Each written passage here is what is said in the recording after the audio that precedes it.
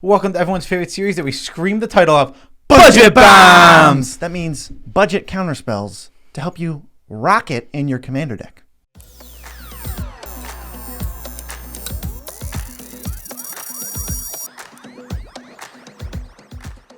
I'm your host, Joe Cherries. I'm your host, Beezy, and that makes us the Nitpicking Nerds, bringing you daily content for over 50 days in a row. So hit the subscribe button, because then we'll know that you think we're cool. But we're not going to waste your time. We have budget counterspells to talk about. Yes, plenty of budget counterspells to just hop right into.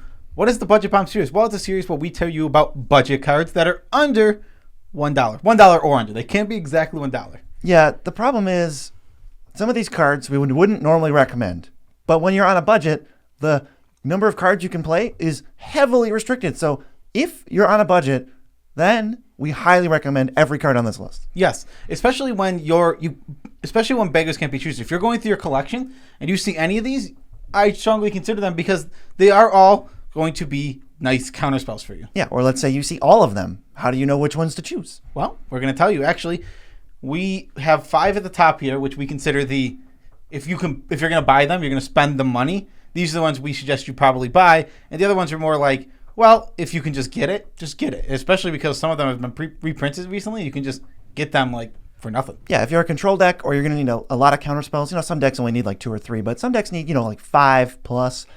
These first 5, they're the 5 that we recommend if you're like a heavy blue deck or you need 5 you need that many counterspells. You want to protect something. So these are like the best 5, and the rest are like a step below. The first one is a card we suggest off a budget. It's Arcane Denial, which is one of the blue counterspell. At the beginning of the next upkeep, the controller of that spell draws 2, and you draw 1. Yeah, people love to hate on this one. It's only 99 cents.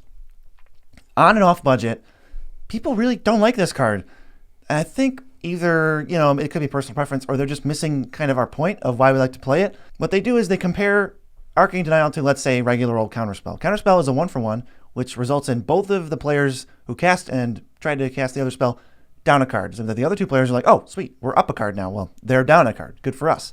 Arcane Denial is the spells trade 1-for-1, and then your card is replaced. So you're down nothing. And the opponent's card is down, but then they get 2 cards, which means it's replaced and then they're up a card. I would much rather, in terms of Counterspell versus Arcane Denial, I would much rather have one player up a card than me down a card. I just care about me. Yes, and I think one of the big things about Arcane Denial that's very important is, though they're getting the cards back, when you're almost always, when you cast this card, getting that mana advantage, and because of that mana advantage, giving them their cards back isn't going to feel bad. Also, another thing, you're always casting it on their turn. Usually they cast like a 5, 6, 7 mana spell. You Arcane Denial it, then the next turn it goes and you both draw. You get to take advantage first of those drawing cards, which is an advantage to something like this. And the whole reason counterspells are powerful is because all spells are not created equal. If I let you cast every spell in your deck, but I counter every time you're trying to win, you'll never win. Exactly, yeah. Counterspells are very powerful and very necessary for blue decks because there's a big difference between even stopping a creature on the stack or killing it once it's the battlefield.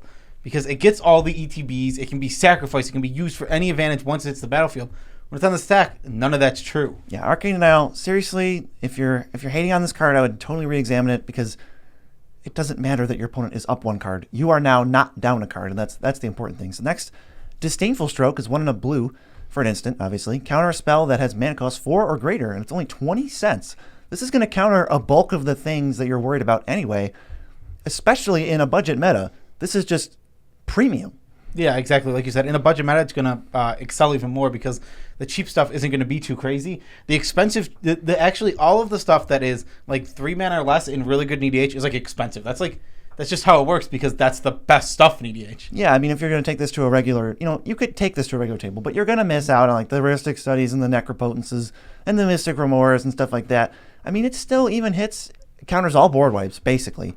Counters like Smothering Tithe, every like mythic rare ever printed, pretty much. Yeah, the Disdainful Stroke is it's very solid. It's always a mana advantage. It can't not be a mana advantage, actually. Right. It's either uncastable or it's a mana advantage. So we'll take that.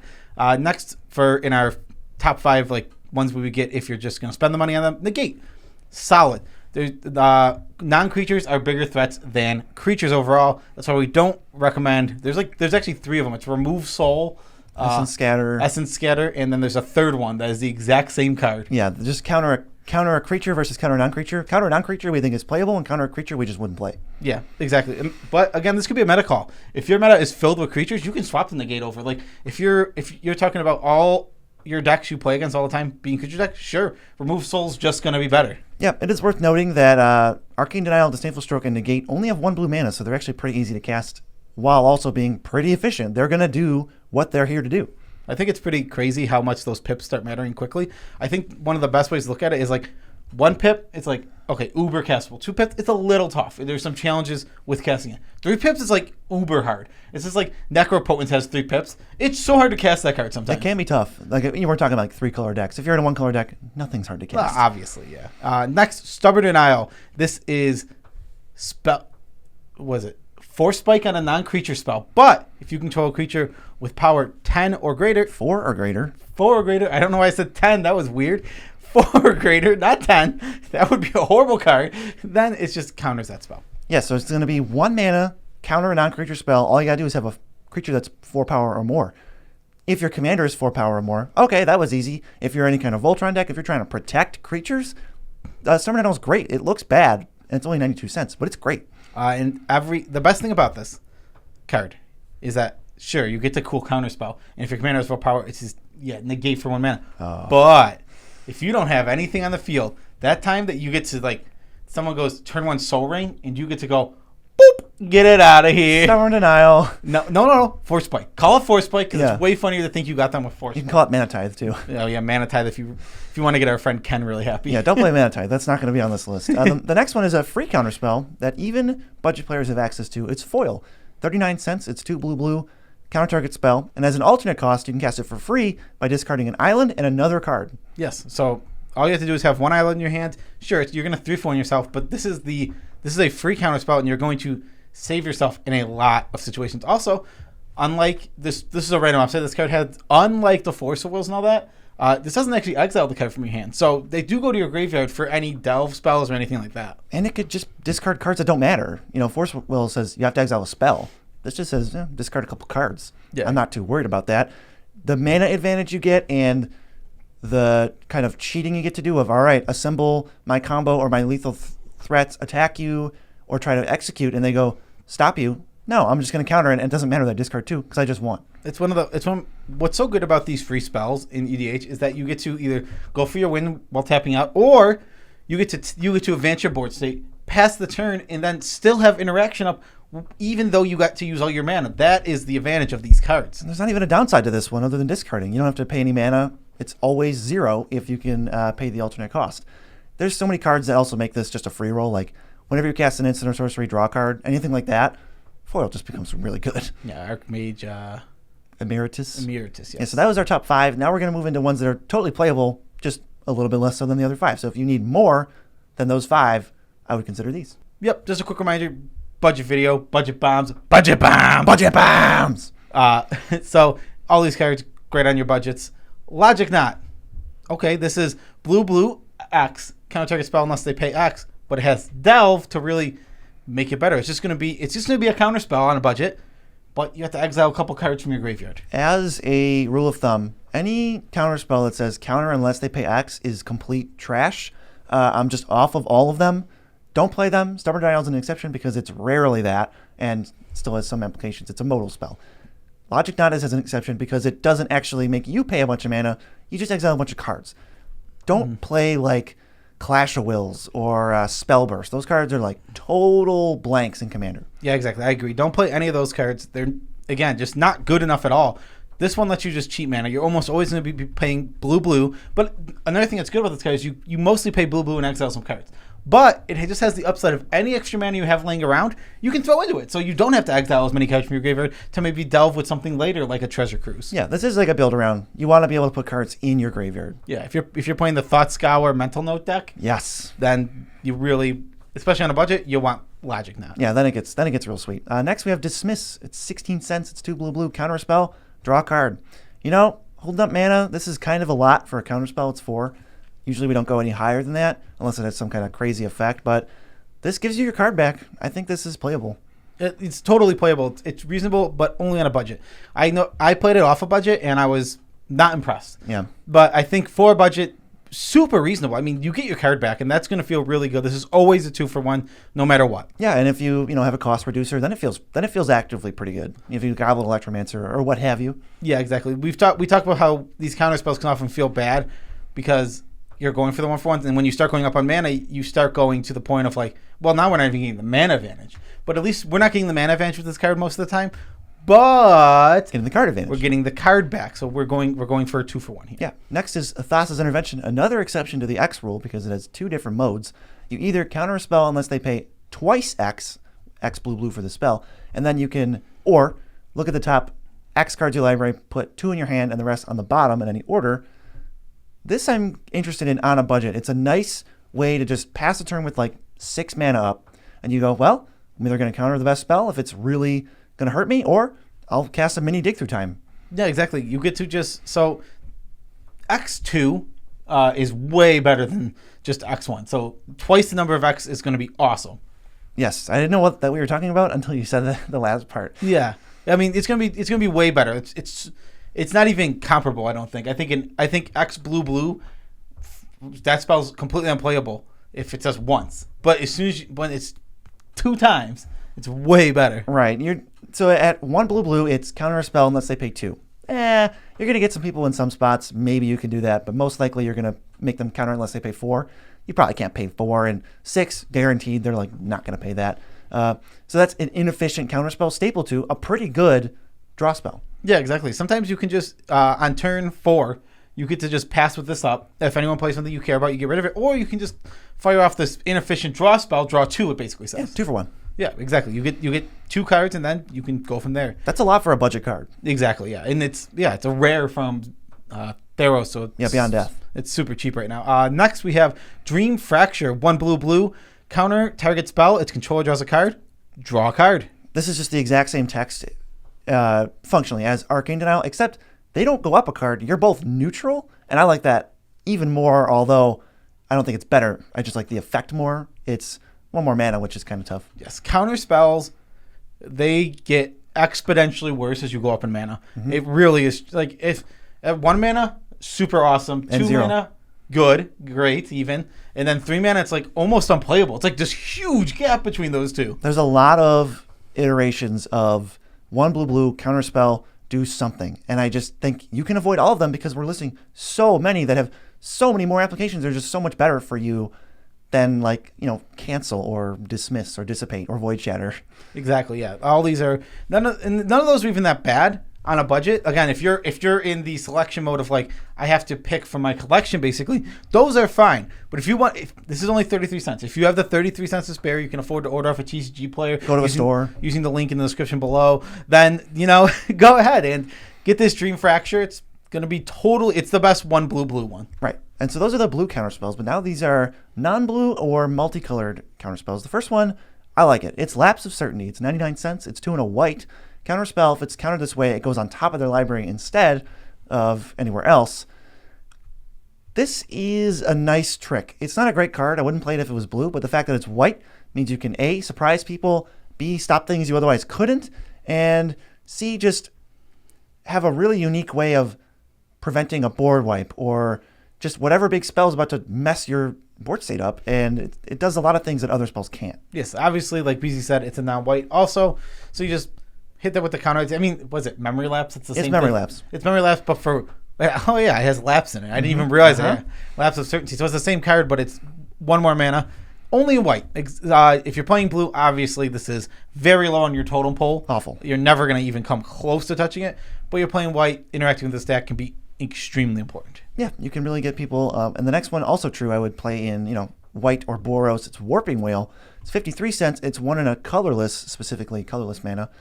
It either makes a 1/1 Scion that sacks for mana, exiles a creature with power or toughness 1 or less, and, well, the last part is counter a sorcery spell. I think this is super nice tech against board wipes, and it spot removes utility creatures, and it can ramp you if you really just want to discard it to basically make a treasure token. This is a BZ card. I've never tried this. I think it's been really good, and I don't know if it's good. I'm not going to throw my hat into the ring on this one and say it's great because I haven't gotten to try it. Me BZ's tried different cards to me. Warping Wheel, I trust BZ. It's probably pretty good. Yeah, I have a mono white deck that isn't budget, and I still play Warping Wheel. It's been very impressive. Yes. The next two are pretty much the same thing. We have Frilled Mystic at 25 cents and Mystic Stick at 97 cents. They're creatures with flash. They enter the battlefield. You counter a spell. Yeah, if you're trying to blink these or recur them, or even just you have cards that care about casting or creatures entering, get these in your deck all day. They're really good. As soon as you care about creatures at all, these are the best. If you can flicker them, that's a way to just win games. Absolutely can control the game. They're just good. I mean, they're totally reasonable counterspells. Again, all that's being asked of you is you care about this creature in some way. Flicker, maybe draws when creatures enter. Recursion, creatures die. Is care about the creature. Boom, you're in on these spells. Yes, they're very good in the right decks. Obviously, but 4 mana for a counterspell isn't efficient, so you have to make it worth it. Once you go through any effort at all to make it worth it, they're going to be really good. Next is Counter Squall. It's 79 cents. It's blue-black. Instant, counter a non-creature spell, and the controller of the spell loses 2 life. Just another negate, but if I'm in blue-black, I'll just play this over negate because you just get a free 2 damage. Exactly. This is negate plus. That's all. You don't really give up much by paying blue-black. If it was like black-black or blue-blue, maybe not. Yeah. I don't think there's much to say here because we said exactly what we want to say about negate. Yeah, exactly. Next is Soul Manipulation. This is like the only other like weird 3 count. All right, I guess this and the next one are like the only other 3 mana ones besides Dream Fracture that we're really talking about too much. We have 1 black-blue, counter a creature spell, return a creature from your graveyard to your hand. You can do either one or both. So you're probably going to try and do both. This is the only creature counter that we're doing because we're going to get a 2-for-1 here. It's just like Dream Fracture, but if you have a lot of creatures and you're always going to get one back, this is going to be better because it's guaranteed to draw action rather than... Well, it's actually dismiss. It's going to be counterspell, draw creature. Yes. Yeah. Because they don't draw. You're right. They don't draw, yeah. So it's going to be dismiss for 1 less mana, and then you guarantee get a creature back. One question for you. Do you have lots of creatures? All right, you're in on this. Yeah, that's the requirement. Counter creature spell for 3 is awful. Raise Dead for 3, awful. Make it work, get both. It's good in your deck. The last one is Counterflux. It's 99 cents. It's blue-blue-red. Counter spell, but Counterflux can't be countered, and it even has the added bonus of costing 1 blue-blue-red as an ultra cost to counter every spell currently on the stack that's not yours. Yeah, you can. So the only way that ever really works is if they're doing some storm. Yeah, they have to. They cast a storm spell, the copies go on the stack, and then you can overload Counterflux and counter all of them. This is an uncounterable counterspell, so if you need that type of thing, if you're worried about counter wars and you're an Izzet, Counterflux is going to be good. Yeah, exactly. That is all the cards that we suggest playing on a budget. This isn't like the only ones we would play at all. Pretty much is. Well, these are the ones we would play if we were going to buy them and on a budget. Okay. Yeah. So that's what we mean. Yeah. If we were going to buy them and on a budget. But again, counterspells in blue are really important. I don't mind. And this is a big stretch. This is if you're playing with your collection. Okay. Just a note for the trade binder deck. The trade binder deck. The cancels are fine. The cancel plus, they're all going to be fine for you, and they're going to perform well. And you're not going to even you won't notice the difference until you start moving to the other ones. Then you will notice the difference. Right. But it'll get the job done. We're just saying something is better than nothing. If you're really, if you're a 12-year-old who just bought a couple of booster packs and wants to build a commander deck, hey, thanks for watching our video. But, you can play cancel. It's just awful. But it's much better than not a counterspell. Yes, exactly. Having a counterspell is a high priority in EDHs when you're in blue. Right. So don't think we're advocating cancel because all these cards way better. Yeah, we're advocating having counterspells in your deck. That's what we're advocating for. But that is our video, and special shout outs to every single one of our patrons. We love you all as much as we can without making you uncomfortable. You guys support this channel and you keep it going, and you've made this awesome. I thought it was really cool that, just to mention this, because we've had over 300 different people who have donated money in some way like that. That is super cool. I love that. It's just crowdsourcing. People believe in us and they enjoy our content, and we literally love making it over anything else. So this is our plan for the next 20 years. Yes, it is. This is our plan. 40, 50, 60 until actually I'll be dead in 20. Joe might not make it 30, but I'll go solo after that. There's a link in the description. Takes you to tcgplayer.com. Go there through the link. Buy the cards. Now, when you buy the cards, spend no extra money. We just get money from that order because TCG Player sees you used our affiliate link, and that's great for everyone involved. Yes. And last thing, you want to join a Discord? Our Discord, link in the description. It's just people who like nitpicking nerds and like playing EDH. Free place to play EDH. Feel free to stop in, say hi to us, and play some EDH games with people. There's not going to be any restrictions for you. Yes, exactly. To play. Yeah, exactly. We probably have to add one or two more EDH games. I've seen them full a couple times. Well, yeah, we have like 3 or 4, I think 4 channels, and sometimes they're all full. Sometimes there's 16 people playing Commander. Yeah, we might need to make a couple more. Like a 5 or a 6. You know. It's not even a lot of effort. It's literally click a button, type EDH Games 5. All right, yeah. What do we have for a tidbit? Ooh. We're about to draft Strixhaven today. Yep, we're doing our first Strixhaven draft. We weren't able to get a booster box because they're just not available right now. Frustrating. Well, yeah, it is pretty frustrating. But our secret tech is we're going to buy 5 pre-release kits, which is 25 packs. 24 is enough for a draft, so got there. No, we have to buy more than that. No, there's 5 booster packs. Oh, yeah. And there should be 6, but there's 5 in a guild. 5 in a guild, and the guild ones will be prizes. Yeah, the guilds go to the prize pack. So if you're trying to draft today, which would be yesterday for us, this is a hack for you. Let's pretend that this is useful information. Yeah, this is useful information. Life hacks. Now I can put life hacks in the title of the video. But yeah, well, might as well just talk about Strixhaven draft. I've just done so many drafts. I reached my new high. It was 60. Your new highest mythic rank. New highest mythic rank on Arena, 63. BC's been 4 before. That was his high. I have been number 4. That was in Zendikar Rising. That was like my format. I feel like this is one of my formats. Yeah, I might make a run at this one. Who knows? It's taking me a minute. I have absolutely enjoyed this format. It's so good. I'm on. So last 5 drafts, I was Quandrix, and they were all great Quandrix decks. It's like it was open. Quandrix was just open 5 times in a row for me, which is going to happen. I mean, I draft an insane amount. So when you draft an insane amount, you're obviously going to get weird anomalies where it's just like, oh, I drafted the same thing 5 times in a row. Right. If you like Strixhaven Limited and you're watching this video, you shouldn't almost ever play 3-color decks in this format, but that's all I ever see. There's very little reason that I found to splash. I haven't splashed yet. I've drafted like 15 times. You drafted over 20 times. Have you splashed?